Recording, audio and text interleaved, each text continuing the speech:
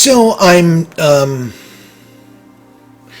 continuing my research because, like I said, there's a lot of stuff in the Dhyana protocol, and looking into different, as I learned about the different supplements and what the hypothesis is for what they were supposed to do, and how that affects ALS or how that affects, any kind of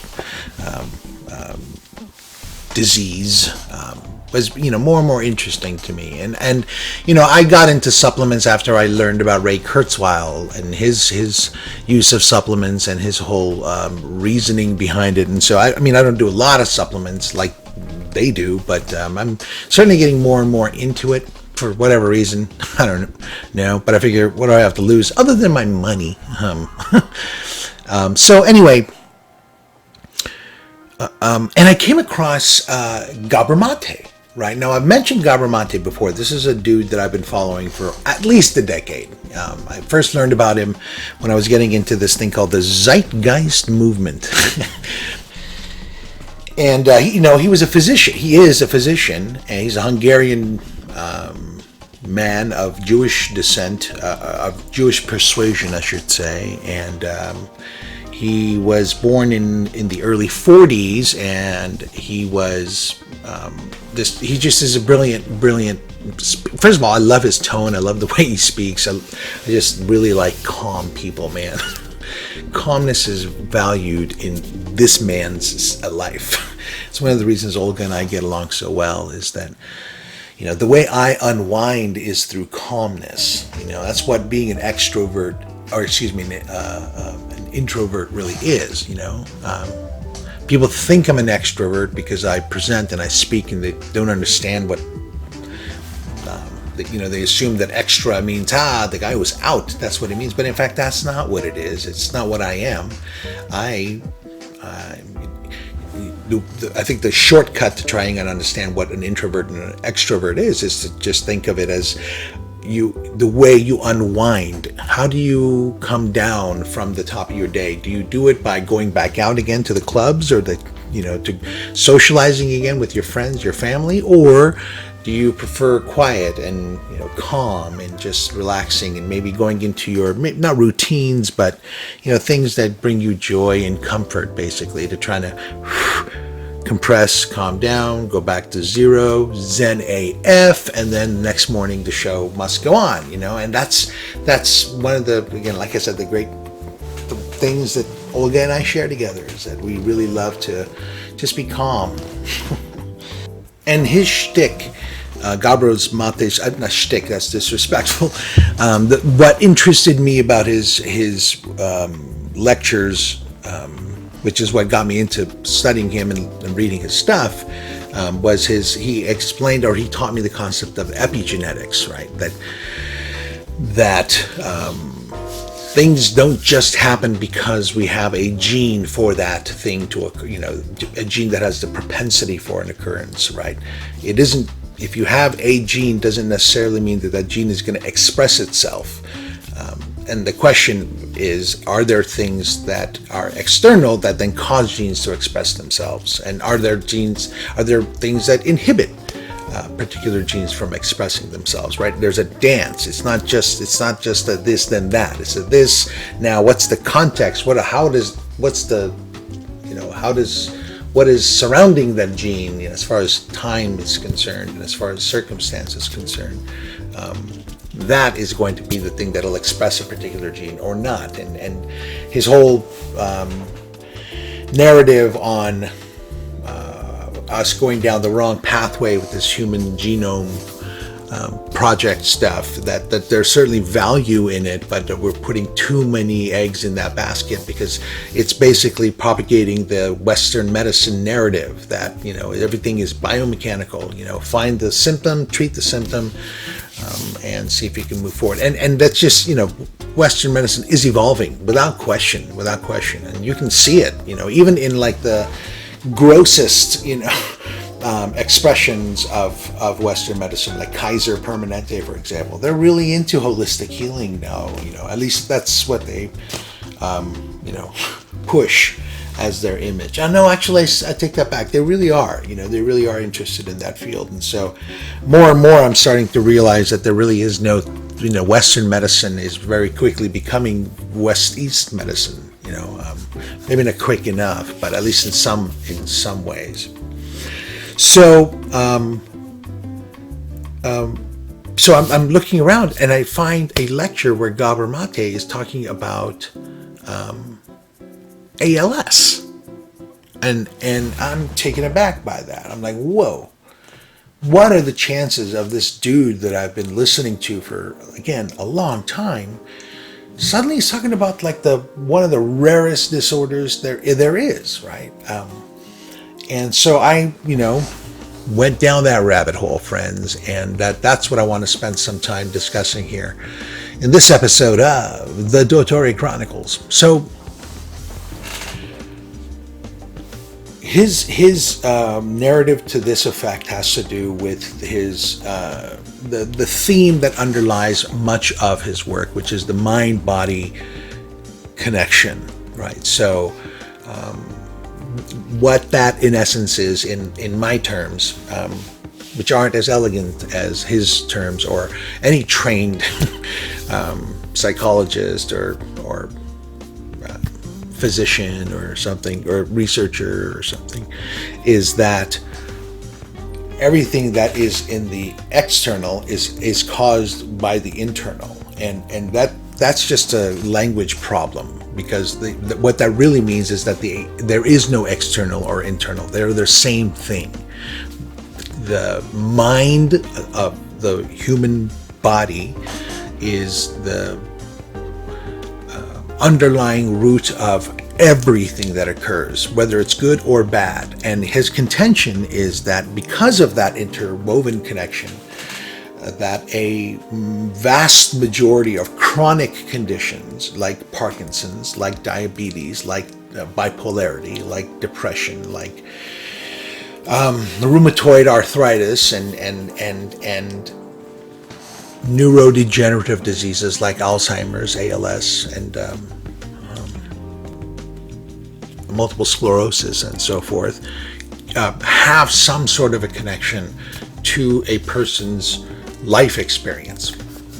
That it's not just a matter of randomly, boom, we science picks that person to get ALS, and then you get it, and then you start going down the path, and everything falls into the science narrative, the Western medicine narrative, and that then reinforces the idea that Western medicine rules, right? But what's missing there is that the Western medicine cannot explain the cause for that. They've come up with like 6 or 7, actually I think 12 or 13 potential mechanisms that they can point to and say, this could be what's happening, because look, part of it is observable.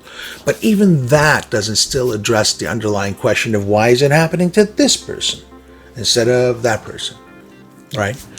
And I'm not saying that Eastern or medicine necessarily is saying those things, but Gabor Mate is saying that Southern civilization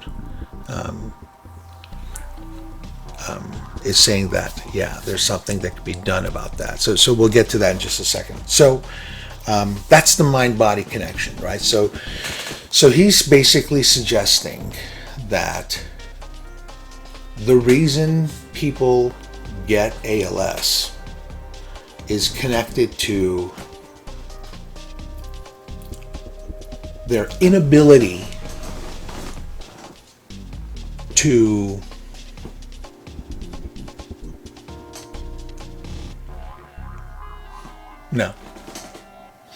the reason people get ALS is because they suffered a trauma that has caused them to put other people's needs before their own. Even at their own peril, they will help others, and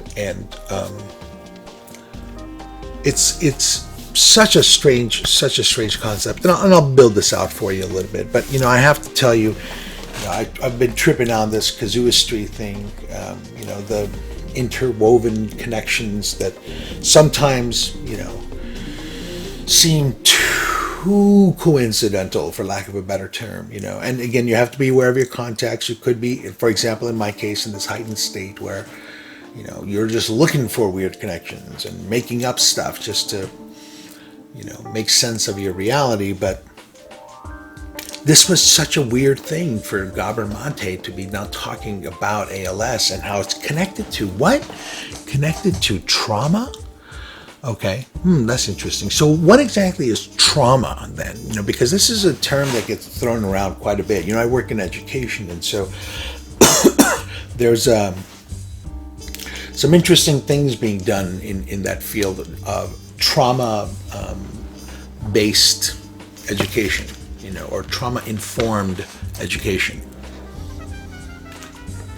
where we want school personnel, teachers namely, and of course administrators, counselors, and everybody to be very aware of what happens to a child that has suffered trauma.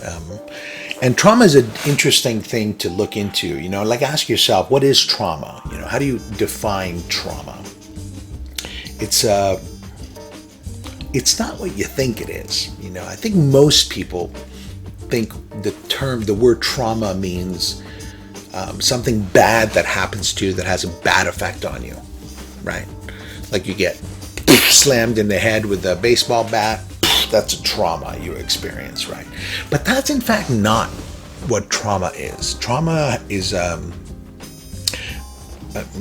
a, okay, let me be a little bit less snooty about it. Trauma is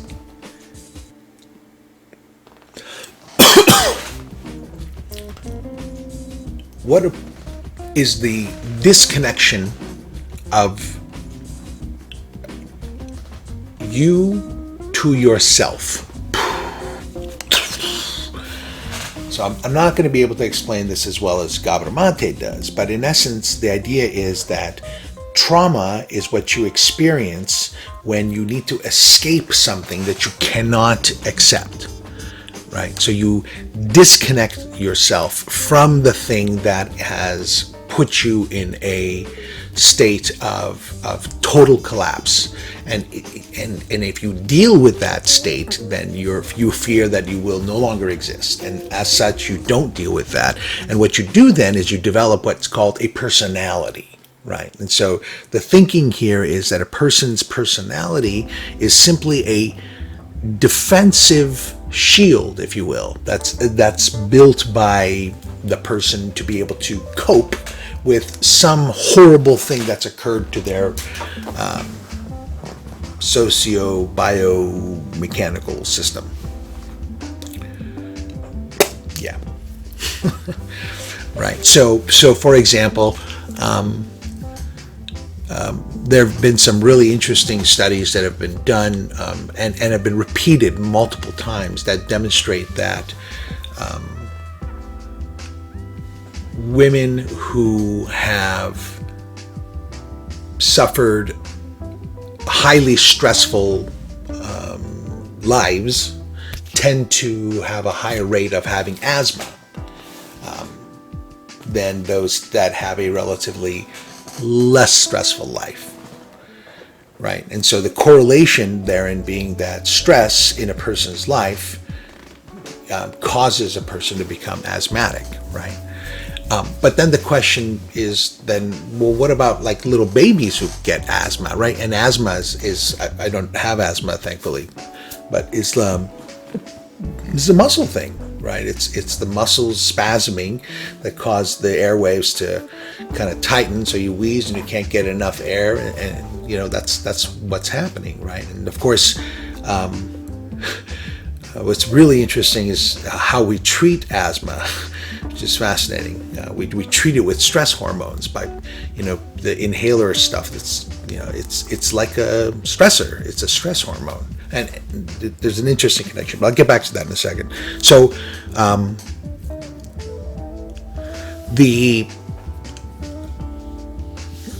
logic then is that if a child's physiology is programmed by the parent, right? And so the child might not be able to understand the fact that her mother is a rageaholic, but feels that the mother is a rageaholic. And as such, that stress reaction bumps up in the child, in the infant. And in some cases, this could occur even in the womb, right? I mean, not that, I don't know from this stuff. I'm sure there are experts in the world that can talk with real authority about this stuff. But that's the concept behind it, is that as a child, you have different experiences that cause you to have to disconnect yourself from what's the reality of your situation. And most of these, because you just don't understand how to deal with it. It's not like, it's not that you're weak. It's just that it's overwhelming. It's overwhelming. So, for example, one of the most traumatic experiences in my life was the migration from the Eastern Hemisphere to the Western Hemisphere, right? That happened to me during my developmental years, right? In my, very young boy, I've had other kinds of events that have caused me trauma. For example, one of them was riding riding a sheep, right? A goat. My parents put me on a goat when I was like 3 or 2 or something like that.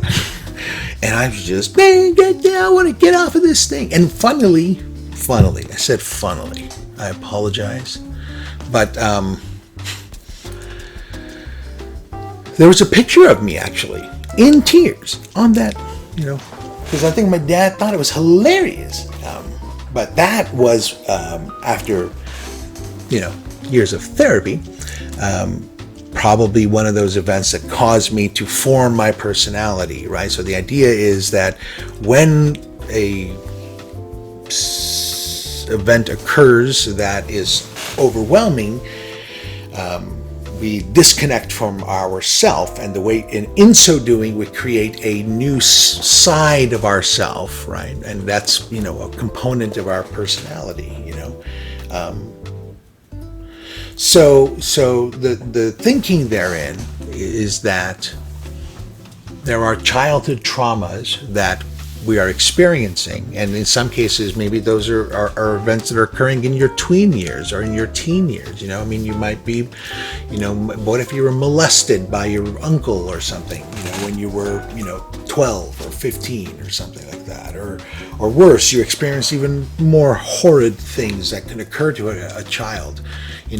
It's very easy to see how somebody could, for example, who is being molested, in essence, by a family member, right, can become emotionally stinted, right, at maybe 15, 16 years of age, or 20 years of age, or, well, that's probably too late. But if it occurred when the child didn't have the power to deal with it, I would say probably, 18, 17, maybe 20, I don't know. That can have a lifelong effect on this person that will cause that person to potentially maybe become highly driven executive who happens to snort cocaine at nighttime, or go down the prostitution path or something like that. Whatever it would be as a result of that kind of a horrifying experience that we call a traumatic experience. It's not the molestation, it's not the car accident, it's how you deal with the car accident, the aftermath of the molestation, how you integrate those horrific events into who it is that you are as a person. And that again occurs on huge scales, right? I mean, for me to, for example, compare what I'm talking about, like me riding on a goat, to a person being molested by a family member, it might seem ridiculous. But when you take a look at it from the relativity of, what the contexts were, you can see that if it causes the person to have to disconnect from themselves, then it is just as horrific. Just like people will say, public speaking is the most horrific thing, and then the next thing, I guess, is seeing cops' lights in your rearview mirror or something. Public speaking is the most horrific thing in the world. Are you kidding me? What about like going to war? You don't think that's a horrific experience? But public speaking is the most terrifying. Well, yes, again, because of the how it causes us to. Anyway, change who we are, creating that personality. So he starts telling these interesting stories, and I started going back into some of his written material, trying to find this stuff, and he cites this really interesting study that he found that was done about ALS patients in 1970 out of Yale, and the study wasn't of much interest, frankly, because it's Yale. I know Yale is fantastic. No, they're not. Neither is Harvard. Neither is Princeton. I've read doctoral dissertations coming out of those institutions, and folks, I'm here to tell you, they don't stand a. They're not as good as our schools here in California. Anyway, but what is interesting about this study was the narrative that the clinicians were writing down about how it is that what were the common denominators between the various patients that were part of this study. And one of the more interesting ones was that they all seem to be incredibly gracious people, incredibly sweet, kind, caring, and in almost all respects, selfless, completely selfless human beings. Folks that were even apologizing for putting the clinicians in this state of having to see them in this horrid state that they find themselves in as a result of the things that ALS does to the human body. I'm so sorry that I kind of look like this. I try to clean myself up, or I try to, look a little bit better. And I know how very interesting observation by these clinicians, and how they don't even talk. The clinicians observe that the patients don't like to even talk about the fact that they're deteriorating or how they're deteriorating. And when they eventually do, after conversation and after exchanges, they do it with a smile. Well, how when I lost my control of my hand, they smile as if, it's adorable, it's cute. I hope you'll forgive me for having lost control of my hand. All in all, the observation here is that what they found is that for some reason, at least in that study, these were very strong, work ethic oriented, duty bound folks that are not about themselves but are about other folks that will go out of their way to make sure that you are comfortable, even if it makes them uncomfortable. Fascinating, right? And so a case is being built here to try to explain what it might be the potential underlying cause for ALS. So that got me thinking a little bit, so that's interesting. So in essence, the argument here is that, not the argument, but we'll call it a hypothesis. It's not even a hypothesis. The hunch.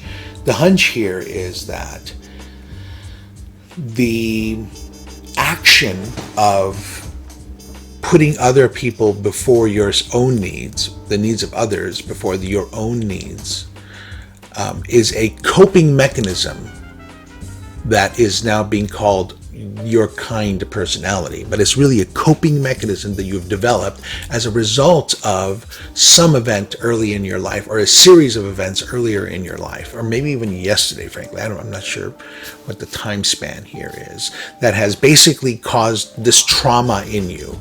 And so this event that has occurred in your past, or events that have occurred in your past, or maybe even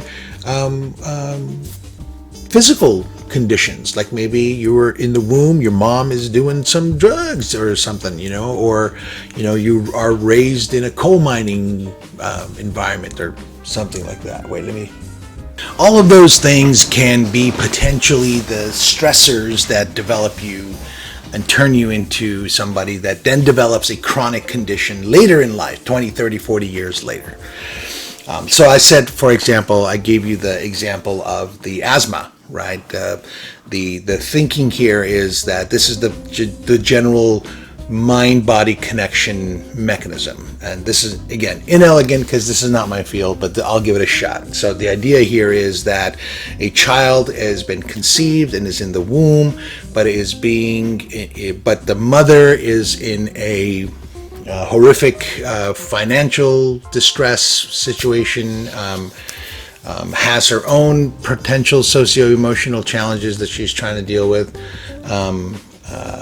They don't eat well, and again, this is the child still being in the womb, right? So the mother's stresses that are now basically programming the physiology of the baby, right?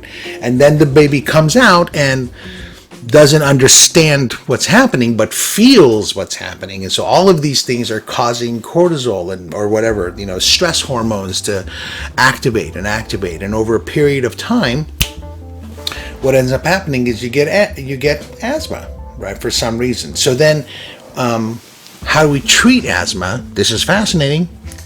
By injecting stress hormones, right? I don't know what the names of the medications are, but in essence, what's in there is stressors, right? And it's because the stress mechanism inside the human body has been depleted. There isn't enough hormones or chemicals or biochemical, I don't know, whatever the stuff is in there. It's gone because it's been overworked for a period of time, long enough for it to become basically Kaputsky, right? And so it's the function that particular stress hormone serves is to regulate a person's capacity to not have their muscles spasm in their bronchial thing, in their bronchial, I'll call it section, bronchial system. How about I'll just say in the lungs thing, in the breath part of their life. So that stuff is gonzo, and so we have to introduce it from the outside because, again, too much stress for this child, right? It's just really, really interesting. So again, going back, there's this 1970s, 1970 actually was the year finding, and then another interesting thread got picked up. So I started thinking back about this wacky comment that I made in this Facebook group that I'm in. Again, it's late night. My sleep patterns are wacko lately, for months now actually, but so I may be saying stupid stuff or crazy things here, but what time is it? Oh, look at that.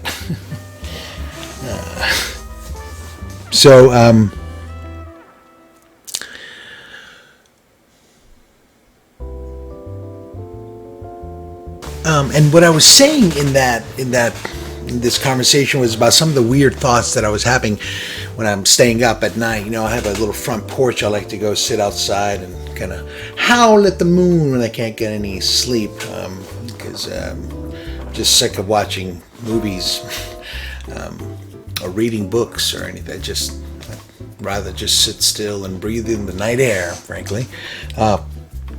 And some weird thoughts run through people's heads, right? And so one of the thoughts that I had, and I shared this with a friend Angela in this Facebook group, was that maybe the cause of ALS, if we look at it from as if it was a mythological story, maybe it's a disease that human beings suffer who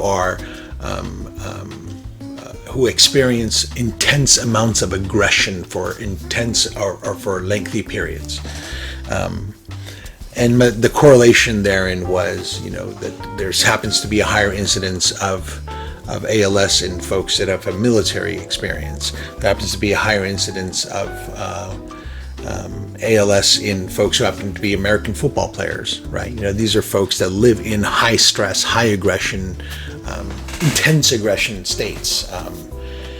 And so my thinking was, that's what it is. It's the it's the universe's response, the species' response to try to chill out that aggression. Man, this aggression will not stand, bro. And it just physiologically say, okay, you don't get to access your muscles no more, so that you can sit down and not be so aggressive. I know, silly, right? But then I'm listening to this lecture, and I'm starting to go, there is actually a little bit of a correlation here to what Dr. Mate is talking about, and this fleeting thought that I had in the middle of the night.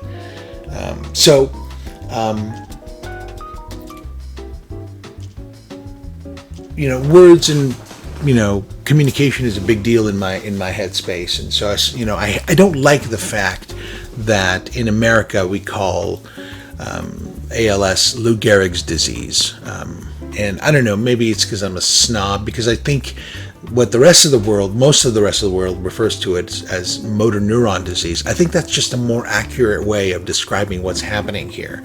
ALS is the mechanism of motor neuron disease, right? There is a sclerosis of muscles, right? That's what it is. But the disease is motor neuron disease. It's a dysfunction of motor neurons in the system. So anyway, Lou Gehrig, right? Who is Lou Gehrig? And I, not really a big sports dude, to be honest with you. All I really knew that he was kind of like a big shot baseball player, from the early part of the 20th century. And so, but he had a nickname, right, which was the Iron Horse, right? And this dude got ALS, and he became famous for it because he made a big speech at a Yankees game, and he was a great guy apparently. So anyway, his nickname was the Iron Horse, and I'm like thinking, wow, that's like a word. That's usually a name that you would give something that is like something that won't quit, right? Won't quit, right? That's the thinking behind it. And so I learned that in fact he's called that because not only was he an incredible ball player, he was also a person who held like the longest consecutive period of no missed games. So no matter what, apparently, Lou Gehrig would not miss a game. And he was got flus, and, normal dude, right? But how does he not miss a game for like 6,000 years, apparently? I mean, like an incredible amount of, talk about an attendance record. Just incredible. And there's an anecdote wherein there was a rookie in the Yankees that really didn't want to let the team down, and he wanted to show his commitment, but he was like deathly ill, and Gehrig like insists, as one of those the elder players, insists that this rookie not he has to sit out because he's going to hurt himself, and he's going to it's not going to be good for him, and takes him into his own home, right, where he lives with his mom, and he basically gives him his own bedroom, right? And yet this is a guy that when it comes to him, he would not take care of himself. He would attack the principle of commitment and the principle of caring for others and doing things for other people was what Lou Gehrig was all about, apparently, which is trippy, man, which is trippy. This is all starting to kind of fall into place here, Apparently, the dude had like 17 cracks in his hands, right? So over a period of his life, he had 17 fractures to his fingers. And so, and he would play through everything, apparently. He would never take, a game off because you have a broken hand. Nobody would play. Apparently his teammates would make comments about how he would grimace every time he would feel the ball or something. And of course, in retrospect, it makes sense. He was in pain, but he would not miss a game because he can't let his team down. He can't let the New York fans down. And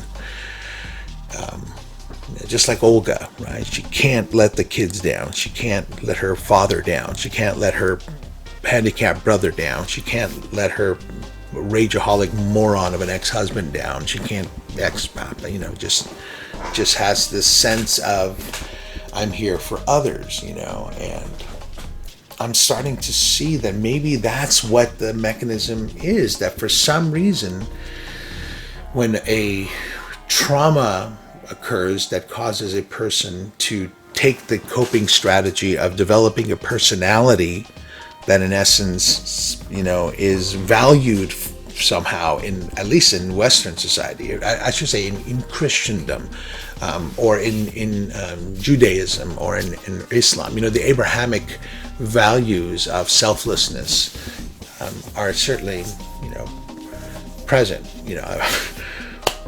Certainly having trouble making this argument, because if what I'm learning is true, then this idea of putting yourself after the needs of the needy is actually the wrong thing to do. And so again, to try to fortify what I'm talking about is that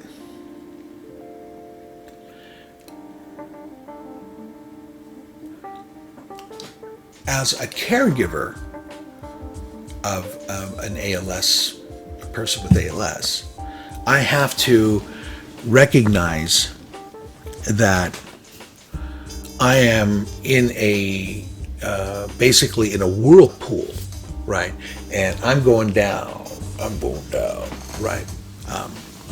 So what I have to do, because I'm not just a caregiver, I'm also this woman's husband, who happens to, she's my whole life. She's my soul. She's really the only reason I do anything. Because believe me, if I would, I could just live in a little, 2-bedroom apartment, maybe in Venice. Oh, that'd be kind of cool. Little stove, a little table, piano. I'm good, man. I'm good.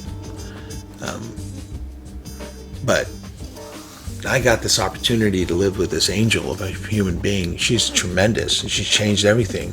As far as I'm concerned, she changed my whole life.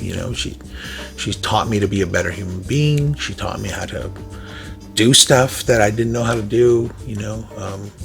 I've learned about, what it means to be a good person from her. I know I've learned about some pretty cool things, man. And I'm pretty devoted to her. She's my baby, so it's not just that I'm a caregiver. On top of that, I'm her husband. And so I'm going to start spiraling. And in fact, I'm thinking I've already started spiraling, right? I mean, look at what I'm doing. I'm a, middle-aged man making YouTube videos, right? How is that not spiraling? I don't know. I'm chill. I'm stable. Don't freak out. As if you're freaking out, right? So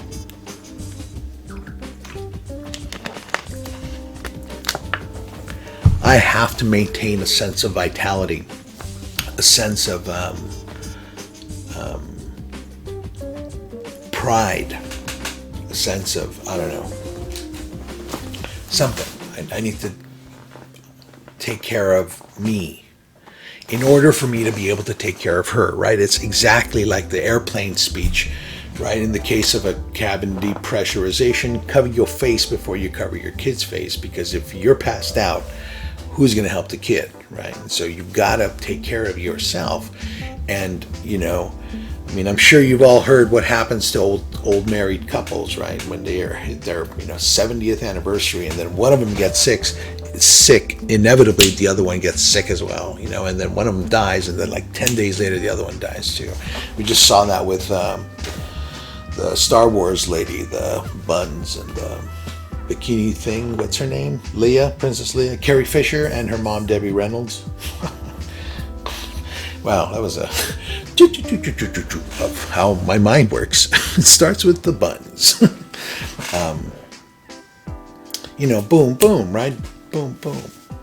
Was it happenstance? Maybe, but we see it a lot of times. There's apparently, it's a real thing. It's one of the greatest indications that minds have to be in hives. minds are social and brains are social, and we need to be in each other's lives. So anyway, I'm going down this pathway. I'm starting to see how there's actually a bit of value in reconsidering some of the virtues that we consider to be the best here in the Western civilization, here in America, including selflessness, including non-judgmentalism. Hey, don't judge. I don't judge, right? And yet we do. Of course we do. Of course we do, right? This idea that we shouldn't is the best way, is our ideal, and we're just sinners, that we need to build up to that virtue. It's just nonsense. Why? Well, maybe this is why. Maybe because it invokes slave mentality, right? The idea that you're a good person if you don't care about yourself, but you care about others. It's probably something that a lot of people say about themselves, but really aren't that way, right? There are, people who are that way in my world are angels. Olga is like that. I have several friends actually that are like that. I have family members that are like that, and I hate to say this, but I don't think I am like that, right? And maybe I'm bearing a little bit of guilt about that. But anyway, the point I'm trying to make here is that maybe we need to reconsider the discussion of what it means to be selfless,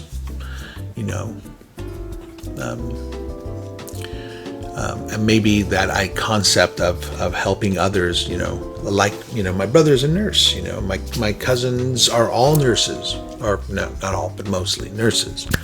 I have a lot of people that I work with that are caregivers. This is the thing that we do, and I think that if you look into what's it called, palliative care, or if you take a look at studies that are done on personnel that work in hospice and work in the field of end of life care, I think you can clearly see that these people it's not just a job, right? They say it's not personal, it's professional. Well, if that's ever the case, you would think that nurses would love to be able to maintain a professional relationship with the dying, but unfortunately, when you start to give care to these people, your brains meld, literally, like that Star Trek concept. Your brains meld and you start to deteriorate as well. And so nurses have to go through processes where they're going through therapies themselves when they're taking, care of, long-term patients, for example, that are terminally ill. You bond with that person. You, in essence, become that family member. And so they get training, I suppose, in how to maintain a closed-off relationship. And unfortunately, I think sometimes that training goes awry because some of these people misinterpret that training and get, turn into, I think the proper term is, you fill in the blank. Because, I just saw one thing today, but somebody posted something about, a worker in hospice that comes in and says, be nice, and he's like, I'm in pain. I am nice, I just need you to move me over, please. The attitude that was coming back from this worker was definitely not one of compassion. And it might have been that maybe something else was going on in this dude's life, but it could also have been that he has been trained that, nope, you need to have a stern cut relationship between you and the patient. Because otherwise you will get too connected to them and, you might jeopardize your own risk, right? Can you see that kind of a scenario that could cause, some of the bad stuff that we hear in the news, not just for, ALS patients, but all patients who live through this kind of life. Oh, man.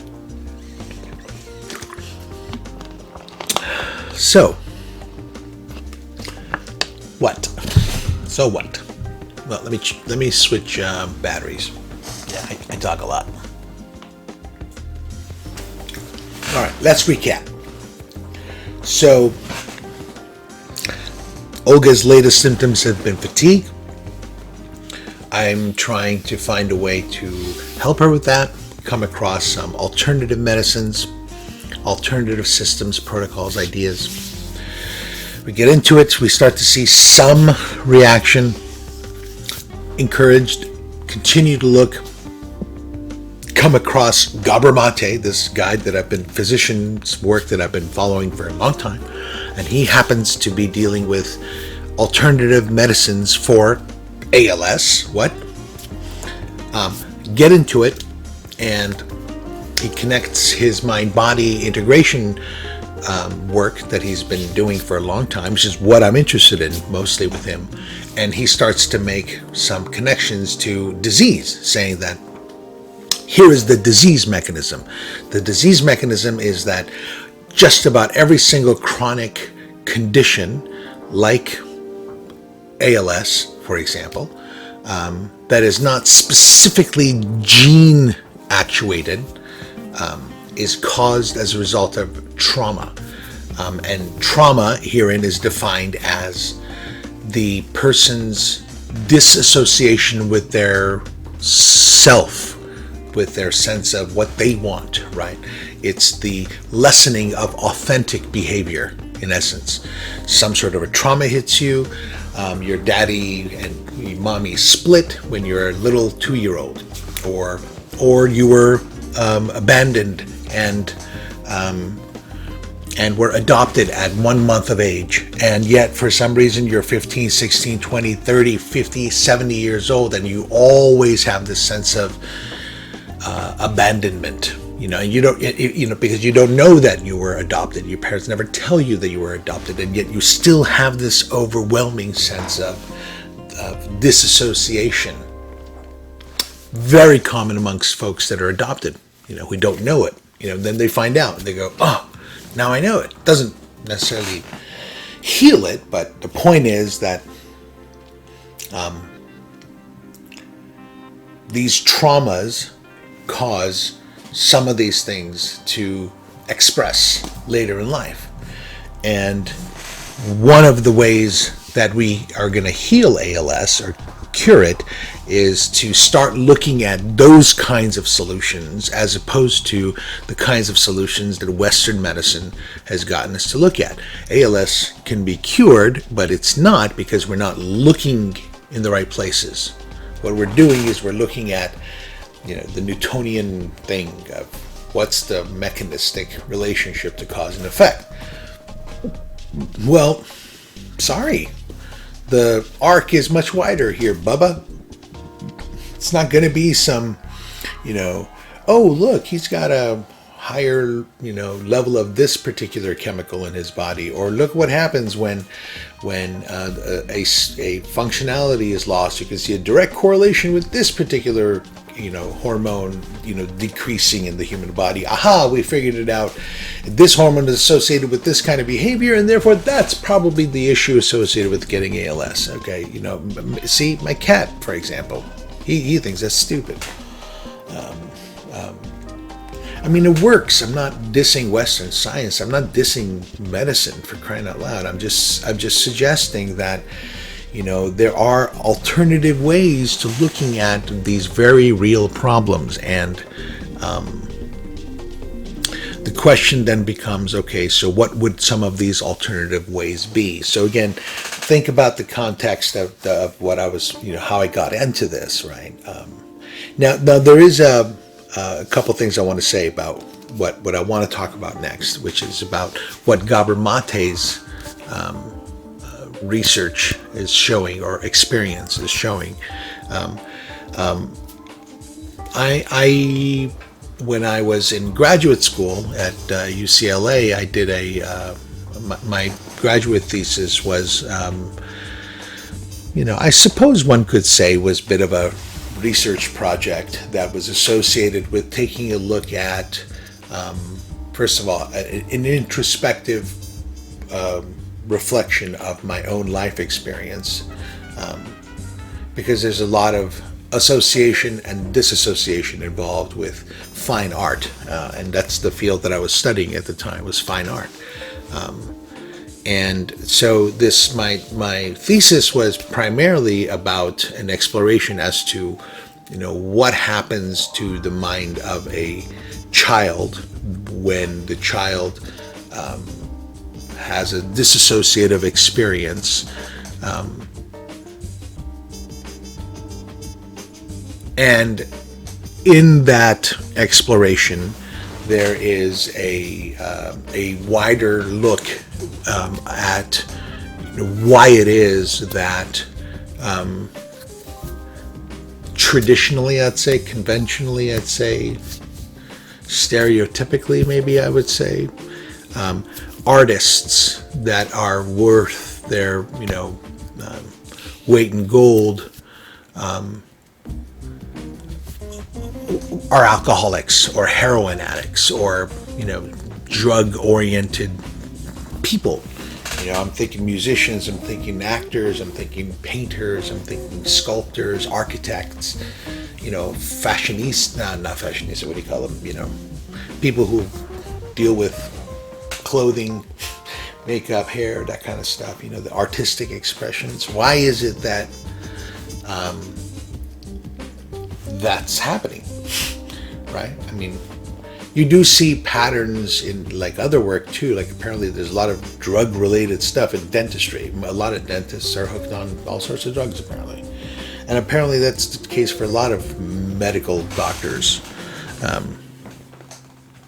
So, part of that was an exploration therein. But therein lies my connection with the stuff that I want to talk about right now.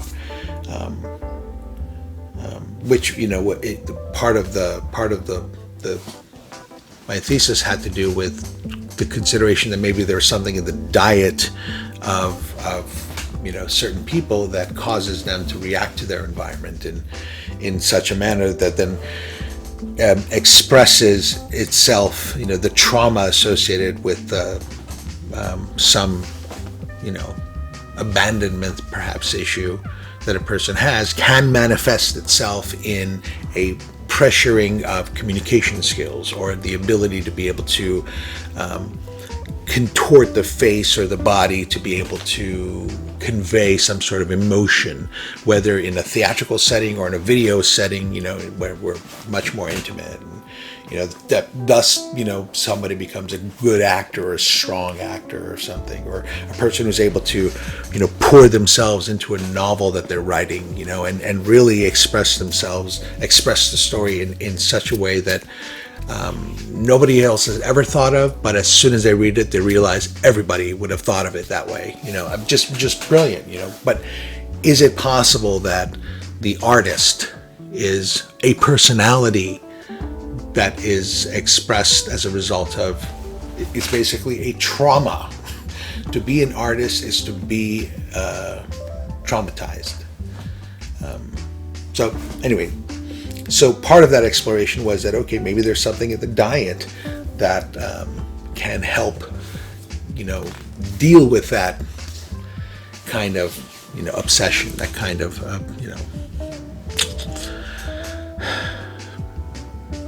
world, that life. So anyway, I'd love to talk about my master's thesis at some point, but the point I'm trying to make, though, is that Gabor Mate is suggesting that in order, this is what the researcher is saying, is that in order for us to be able to tap into those childhood traumas or those traumatic experiences that were caused by stuff that happened in a time that we can't consciously access because it occurred unconsciously, which occurs all the time. I mean, I personally, I suspect some sort of abuse occurred in my life when I was 4 or 5 years old. Not at my parents' hand, by the way. I mean, I guess I have to be open to the potential of it being my parents, but I am fairly certain I know where it came from. But that didn't reveal itself until I was in my 40s, bro, right? Sorry. Because we suppress things. I heard a story about young woman that was adopted by this wonderful family, and the mother that did the adoption dies, and then the father goes to the young girl who was adopted as an infant and tells her, when at age 16, in tears and in remorse, that he molested her when she was between the ages of 6 and 8 or 4 and 12 or whatever it was. But she had no recollection of this. She had no recollection of it because she completely repressed it. And here's the man confessing that he did it. And she's like, what are you talking about? That didn't happen to me. Because that's how incredibly powerful the mind is, right? That's how it can connect itself. She cannot accept the fact that, first of all, she's adopted, but by these wonderful human beings. She has, by their good graces, she has this wonderful life now. And her world is shattered because the father is doing something that is unthinkable as far as she's concerned. Literally, the word unthinkable would be the best way to describe this. And that is why she experiences the trauma and disassociates and basically puts it under the rug. That rug stays there and stays there. So the question becomes, how do we pull off that rug? And so what a lot of the research that I've now done is suggesting is that it's next to impossible on the drop of a dime, right? Not in the way that we think about medicine, wherein the idea is you're sick, you go to the doctor figures out what happened and caused you to be sick and prescribes a treatment that over a period of time then heals you, right? That's the standard Western medical paradigm, right? But the Southern civilization's paradigm is vastly different in approach. That approach is that once there is an ailment that's expressed itself, it's very difficult to revert, because more often than not, it's based on events that have occurred and experiences that have occurred that have mounted and mounted and mounted. That it's just, you can't fix it at that point. So the idea is to be preventive, and how do they become preventive? This is what the idea is that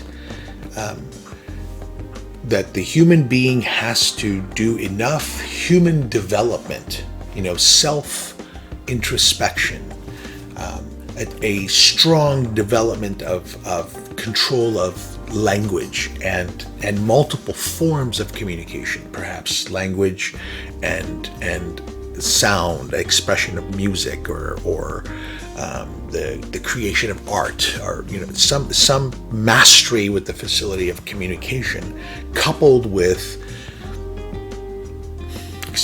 a people that are close enough that you are able to open your heart and literally give yourself over to them because you trust them that much, so that you can express what your true, authentic needs, wants, desires are, right? Because again, trauma hits us, we develop personality, we develop coping mechanisms that we push into the thing we call our personality.